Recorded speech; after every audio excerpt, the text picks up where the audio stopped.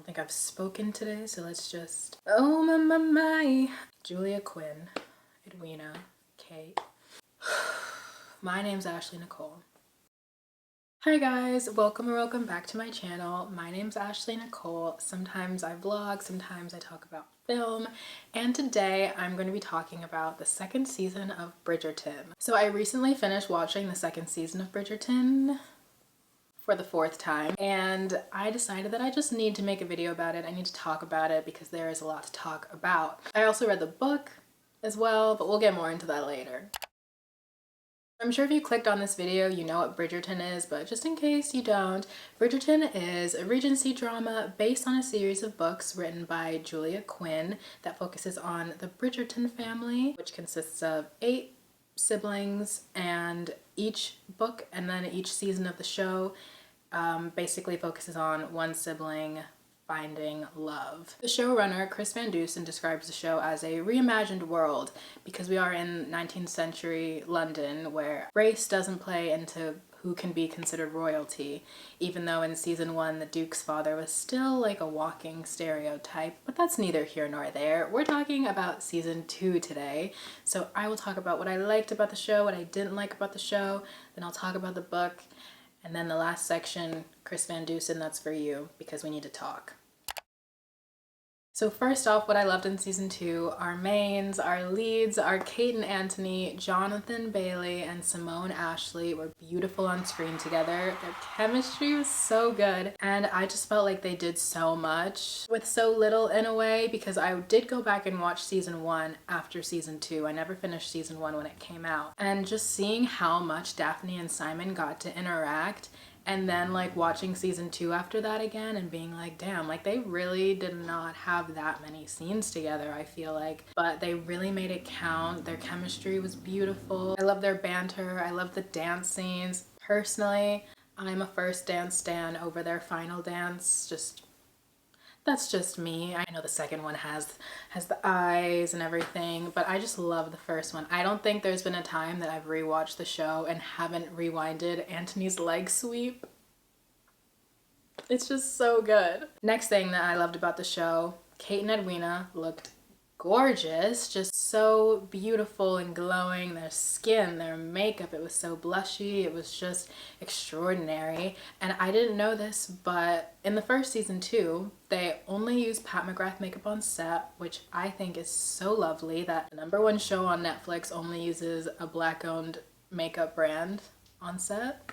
It's kind of beautiful, if you ask me. I also really loved Kate's outfits. I know Kate is supposed to be like the more toned down, like clearly not the diamond, not the beautiful sister or whatever.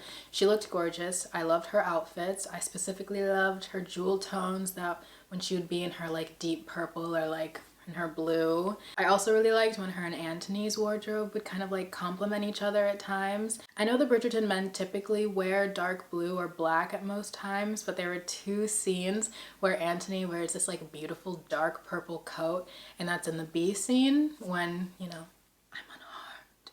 Also at the beginning of episode 7 where like everyone knows of like Anthony and Kate's feelings for each other, so I think it's cute that he wears purple again at the beginning of that episode when Kate is also wearing purple. They also wear blue together too during one scene, I think. I also really liked, I forget what it's called, the marriage ritual that they do, that the 2 sisters and the mom do. That was also a really gorgeous scene, and I liked how it foreshadowed that Kate was the one that was actually going to be married, because Edwina like insisted on her also putting it on. And also I think it's interesting how like there was kind of like divine intervention between Anthony's dad and Kate's mom. The ring that Anthony got from his mother to give to Edwina, like when he put it on Kate's finger first, it got stuck because it was meant for her all along. And then Kate's mom's bangles fall at the wedding, and that's the event that makes Edwina and Anthony not get married, because she literally intervened and was like, this isn't gonna happen. I thought that was really cool, how those like little things from their parents, and that's like such a big connection point for them, is like the trauma from their parents. So it was cute that that is also worked into their like love story. And lastly, for what I liked about the show, I just need to bring it back to Jonathan Bailey himself. Just another round of applause, because he's so good. Just the way he looks at Kate, the way he looks in general, his facial expressions, the micro expressions, like he was acting. He is an actor, like he acts. Jonathan Bailey acts. Couldn't get enough of him, and I hadn't recognized him from anything else before, even though I should have, because I watched Chewing Gum and he's in Chewing Gum. So when Aaron and I watched the last episode of season 2 of Bridgerton, we immediately watched Crashing, which is also on Netflix, which Jonathan Bailey is also in. It's written by Phoebe Waller-Bridge, and it's so funny. We watched the first 2 episodes. There's only 6. It's so short, and I'm so sad and upset that there was literally only 1 season of it. He's so good in that as well. So if you're like me and you finished Bridgerton season 2 and you just need more Johnny Bailey, I highly suggest that you watch Crashing because it's amazing and I can't wait to watch it again. Now on to my qualms with the show. I mean, just simply not enough Kate and Anthony. It just felt like there was so much subplot that we just lost so much of Kate and Anthony, and it was so upsetting how we would get these like tension-filled moments and then like cut away to like 15 minutes of the Featheringtons scamming and scheming. It's like, I understand that the show is like in its 2nd season and it still has much to build and to set up for the future siblings, but like it wasn't even that. It was just the Featheringtons. Like that was such a big thing. And also like Eloise and Penelope. But I feel like there was just too much Featherington. I'm sorry. It's like this season is about Kate and Anthony and their scenes were just so minimal. And like the fact that we didn't even see a wedding, more on that later. I also had an issue with Edwina's character, specifically starting from episode 6, of course. And I will touch on this more later too because Chris Van Dusen has some thoughts about his version of Edwina. Like when I first watched this show, I was literally confused on who I was looking at in episode 6. It's like all along she's been this like Bambi-eyed, oh my gosh, I want to marry the Viscount, ooh. And then all of a sudden just like turning on Kate, using that half-sister. Like how dare you? And her trying to tell Kate that she's more kind-hearted than her. Like Edwina is more kind-hearted than Kate. Kate literally was standing next to the man she loves at the altar, not even looking at him, and was I mean like she was looking at him, but like smiling at her sister coming down the aisle because she was so happy for her. And that's all she cared about was her happiness. Edwina's gonna go and say, I know that I'm kinder-hearted than you. Girl, and like, why did you even want to marry Anthony? Can anyone tell me why Edwina actually wanted to marry him? Oh, because he's a Viscount? I mean, sorry, because he's rich? Because every time she was with Daphne talking about oh, I want to be with someone who's generous and kind-hearted like your brother. Daphne was like, girl, do you know my brother? It just never even made sense in the first place. She wanted a true love match. He was like, I can't love you. And she was like, oh, he's so honest. I didn't like how she was acting. Okay, and for my last thing, I don't mean to be that person, but I felt like there wasn't enough intimacy. Just speaking on the fact that we're literally introduced to Anthony's character in season 1 with him having sex up against a tree, like just looking at his pocket watch like, oh bruh, how long is this about to take? Nearly late to his sister's debut because he was having sex with an opera singer. Clearly a part of his character. He is a capital R rake. He is a whore. And we know that he's thinking about it a lot in season 2. But there's only like 1.5 intimate scenes. And it's like, I understand it from the point that's like, I mean, hey, he was like such a slut in season 1. And then in season 2, he's all, I'm a gentleman, I'm a gentleman, I'm a gentleman, like trying to have all this restraint. Which is like, kind of, you know, in a way. But it's like, I still want to see. Anyways, I read the book. I next day ordered The Viscount Who Loves Me by Julia Quinn. Anthony's story.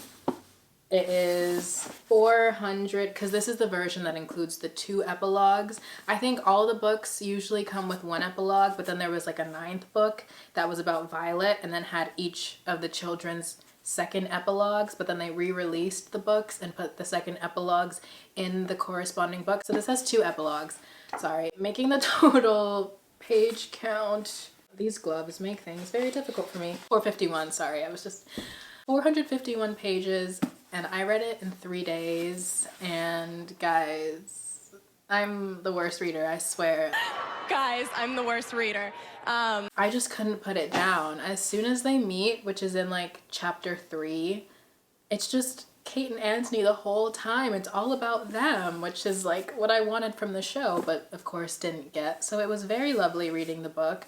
Everything is just so much deeper. There's so much more. Because they get married in the book so much earlier compared to the show, which is like literally in the last 90 seconds of the show, you just get so much more married Cantony, which I would have loved to see. Like, we literally don't even hear Anthony call Kate Kate in the show. There's this part in the book where she's just sitting in their bedroom and she hears Anthony call her, and it's just like, Kate, and she's like trying to calculate how long it will take him to reach the door because of all the times that he's called her before and how long it takes him to get into the room and stuff. And it's like, in the show, we don't even get to see him call her Kate. It's just Miss Sharma, Miss Sharma, Miss Sharma. The one time he does say it, she's knocked out. At the end of episode 7, he calls for Kate. We did get Kathani. That was hot. That was cute. Sorry. There were just so many cute moments in the book that we didn't get, and so many good lines that I wanted to hear in Jonathan Bailey's voice. Like, he would have devoured the dialogue in the book. Absolutely. Anthony Bridgerton said, "I burn for you." Not Daphne, not Simon. It was not written in the Duke and I. No. It's in the Viscount Who Loved Me. And also, if there were less subplot in the show, we could have had the library scene we deserved. I feel like that's what a lot of people who read the book initially were like hoping for. The thunderstorm, the library, them both getting up. It's like we get that in the show and it's beautiful. They both look so good. I feel like that should have been a longer scene. Quite frankly, I think they should have had like a little kiss, a little smooch in the library, and that should have been the end of Anthony and Edwina. Because why were we at episode 6 with them at the wedding? It went on a bit too long for me. So yeah, I definitely recommend this book if you watch the 2nd season and were left a little bit unfulfilled, just wanting a bit more of Kate and Anthony. Just read it. It'll give you everything you need and more. And then listen to Johnny Bailey's sleep story on Calm. That was so irrelevant, but I'm sorry. I got a Calm subscription. I got a free trial on Calm because Jonathan Bailey did a sleep story for it. It's 30 minutes long. It's called Love Letter to an Englishman, and I am here to tell you that I have had a 100% success rate falling asleep to his voice twice now. And in the middle of the day too, and it's usually hard for me to take naps. He worked great. Anyways, moving on. Now we're moving on to my beef with Chris Van Dusen, who's the showrunner once again. So the same night that I actually got the Calm subscription, a couple hours prior to me getting the subscription and falling asleep to Jonathan Bailey's voice, I was on Twitter scrolling at 3 in the morning and saw a tweet that was like Chris Van Dusen on why there was no Anthony and Kate wedding in season 2. And at first I was like, I don't want to see any Bridgerton takes. I just want to remain in my little bubble of like what I think of the show and the book is what I think of the show and the book. But then I started looking at the quoted replies and like everyone was agreeing with me, so my confirmation bias was just like, okay, let's just keep going. I'll read you what he said. This is on why there was no Anthony and Kate wedding in the 2nd season of Bridgerton. Tonally speaking, we wondered how Kate and Anthony's wedding would compare. The Queen sponsored Edwina and Anthony's wedding, and she wasn't going to do it twice. There is also the Kate and Edwina bond. Her sisterly love story with Kate was just as important as the main love story between Anthony and Kate. So see, I have 2 issues with this. Chris, you saying that Anthony and Kate's wedding couldn't have compared to Edwina and Anthony's wedding, I'm not understanding. Obviously, the Queen wouldn't have sponsored a wedding twice. No one wanted the Queen to sponsor another wedding. Anthony didn't want the Queen to sponsor the first wedding. When they were first discussing the nuptials, Anthony was like, oh yeah, small thing, whatever. And the Queen was like, no, there's going to be peacocks, there's going to be fireworks, and Whistledown is not going to have the hold on me because I'm the knower of all and blah, blah, blah, blah, blah, the Queen being the Queen. So why couldn't we have contrasted the Queen-sponsored grand sham of a wedding between Anthony and Edwina with a cute little Aubrey Hall family gathering between people that actually love each other? Why couldn't their wedding have been small and cute and lovely and beautiful and gorgeous and amazing? That's how it is in here. In here, there's a cute little Aubrey Hall wedding. I don't understand why that didn't happen.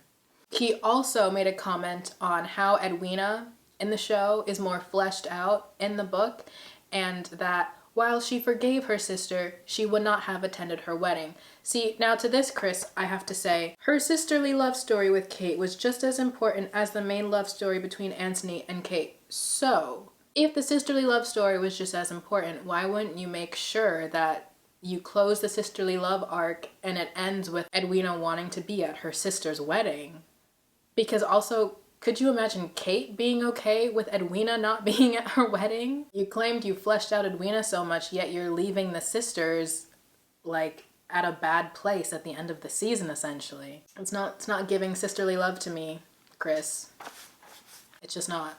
So basically what I'm asking for is you to call up Simone Ashley and Jonathan Bailey and get us a wedding scene. If I have to fly out to London, I can PA, I can AD, I can assist makeup, I can be a best girl electric, I will be every crew position if you need me to make that Aubrey Hall wedding happen. My business email is down below. We can work it out. I will come to London. We can figure it out. It's fine. The wedding is gonna happen. It's fine. So that basically concludes all my takes on Bridgerton season 2. I enjoyed watching it, loved reading it. I'm excited to keep watching the future seasons. I believe Benedict's story is supposed to be next, and I like Benedict, so I'm excited to see where that goes. If you have any comments or questions or just thoughts on the show in general, please leave them down below. Any Canthony takes? I'd love to see. Chris Van Dusen, once again, my email's down below. If you want, I can DM you my phone number. Just hit me up. We're going to get that wedding scene done. But thank you so much for watching. If you like this video, give it a thumbs up. Don't forget to comment down below whatever you want. Continue to take care of yourselves, and I will see you in my next video. Bye!